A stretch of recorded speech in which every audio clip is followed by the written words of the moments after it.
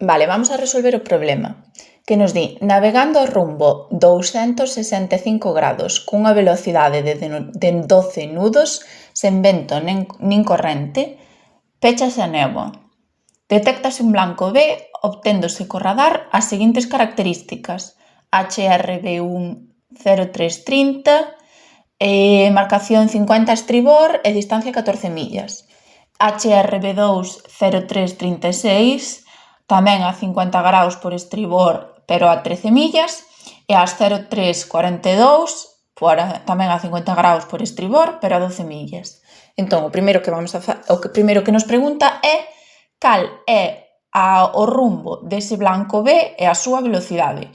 Entón, o primeiro que temos que facer é colocar a nosa propia velocidade, o noso propio rumbo, que nos decía ao principio, que é hacia 265, é dicir, nós colocámonos sempre aquí, somos A, e vai hacia 265. Marcamos aquí 265 e unimos o centro da rosa de maniobra con 265. Ese vai a ser o noso rumbo. Vamos dende aquí ata aquí. Que longitude lle damos ao vector? Pois a da nosa propia velocidade, que neste caso dinos o problema que é 12 nudos.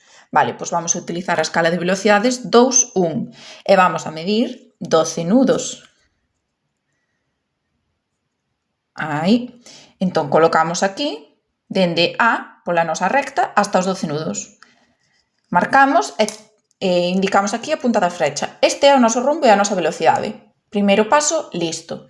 Agora, vamos a colocar a ese blanco B nas posicións que nos dá o problema. Dinos que está a 50 grados por estribor sempre. Estribor é hacia a dereita, entón vamos dende 265 e contamos 50 grados a estribor. Pois ben, por aquí, que cadra en 315. Entón, trazamos unha recta desde 315 hacia o centro da rosa de maniobra, podémolo prolongar. E B ven dende aquí con este rumbo, hacia este lado. Temos que ter en conta que como nós tamén nos estamos movendo, isto que observamos de como se vai movendo B é o relativo, é a súa velocidade e tamén o seu rumbo relativo, non os reales. Pero vámonos colocar.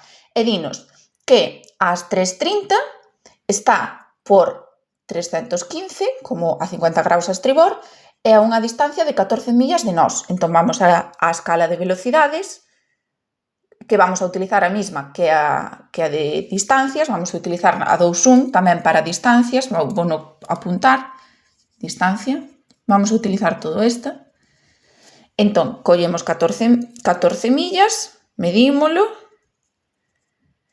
e vamos sobre a recta de 315 e marcamos, bueno, pois 14 dá aquí. Entonces, B está a 14 millas ás 3.30.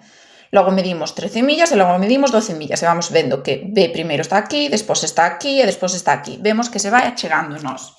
Ben, como sabemos a distancia que percorre, que son de 14 a 13 millas, pasa unha milla e sabemos o tempo que lle levou, porque era ás 3.30 e ás 3.36, pasaron 6 minutos. E nos 6 minutos seguintes, de 36 a 42 tamén van 6 minutos e tamén recorre unha milla, o que quere dicir que vai a unha velocidade constante. Por tanto, se sabemos a distancia e sabemos a velocidade, se sabemos o tempo, podemos calcular a velocidade relativa de B, porque sabemos que este é o apartado 1, vemos que cada 6 minutos avanza unha milla. Por tanto, se a velocidade é igual á distancia entre o tempo, temos que unha milla tarda 6 minutos, non? Vámoslo poñer en kilómetros por hora. Sabemos que unha milla son 1,85 kilómetros. E sabemos que 6 minutos, se o pasamos a horas, son 0,1 horas. Dividimos os kilómetros entre as horas e danos que recorre 18,5 kilómetros por hora. Pero vámoslo poñer en nudos. Sabemos que estes 18 kilómetros hora vámonos pasar a nudos sabendo que 1,85 kilómetros hora é un nudo. Isto de aquí váisenos con isto e quédanos que son 10 nudos. Esta é a velocidade de B, 10 nudos, pero temos que ter en conta que é a relativa, vale? E o rumbo relativo de B, pois tamén o podemos saber, porque sabemos que ven de aquí e vai hacia aquí. Por tanto, o seu rumbo relativo son 135. Pero o problema non nos pregunta isto, pregúntanos o rumbo e a velocidade de B absolutas.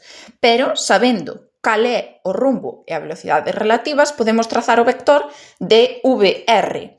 é dicir, un vector que sexa paralelo ao rumbo de B relativo e que teña 10 nudos de lonxitude. Pois vamos a trazar este vector partindo do extremo de VA, vale?